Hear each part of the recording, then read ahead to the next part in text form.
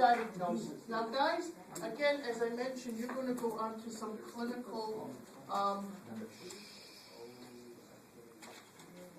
you're going to go on to some clinical work, okay? And when you're in the clinical world, okay, in order to figure out what a patient has, a diagnosis needs to be done. We have to know what's going on, right? When a person goes into a doctor's office, goes into a physician, the first thing the doctor is going to say is, why did you come here? What's the problem? And then the patient's going to reveal what the reason is for coming to the doctor, right? So a diagnosis is a determination of the nature and cause of illness. And it starts, listen to this, very important, guys. Before you can treat a patient, before you can do anything, what do you have to do? You have to take a history, okay? A history is very important. Obviously, a history is a very biased term. You know that. There's his-tory. How about not her-tory? You never knew that, right? History has always been biased. You know, when you take a course like history, I want to know where the females are. How come it's only a male-dominated field, right? Okay? So a history, it starts with a patient history.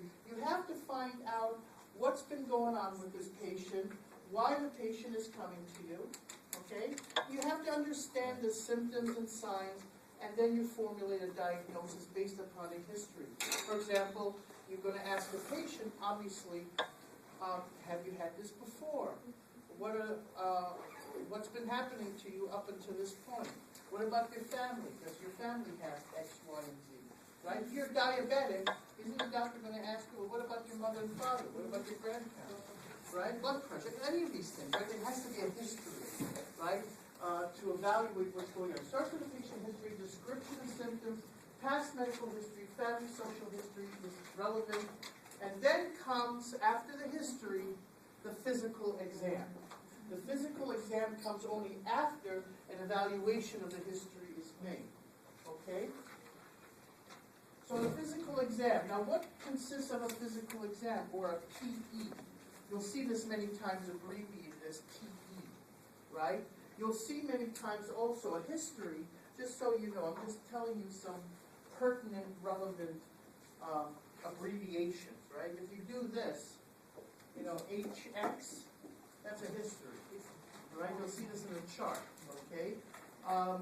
If you're going to do a PE, called a physical exam, okay? And that involves inspection. It could be involved with visual examination, palpation, okay? Touching the body surface with the hands and fingers, okay?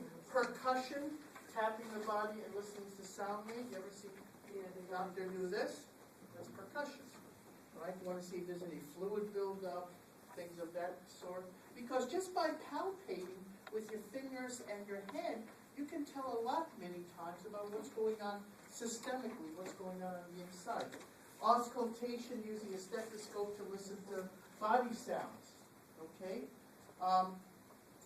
Take a stethoscope and you listen to heart sounds, you hear the lungs, the breathing sounds, and you know, a trained physician who's skilled at this will pick up on very, small nuances of what's going on, okay? Vital signs, very important, vitals. How many of you actually work in a hospital right now? Right now, anybody work in a hospital right now? What's that? You work in a cardiologist, okay, that's, okay, fine, great. Now, what usually...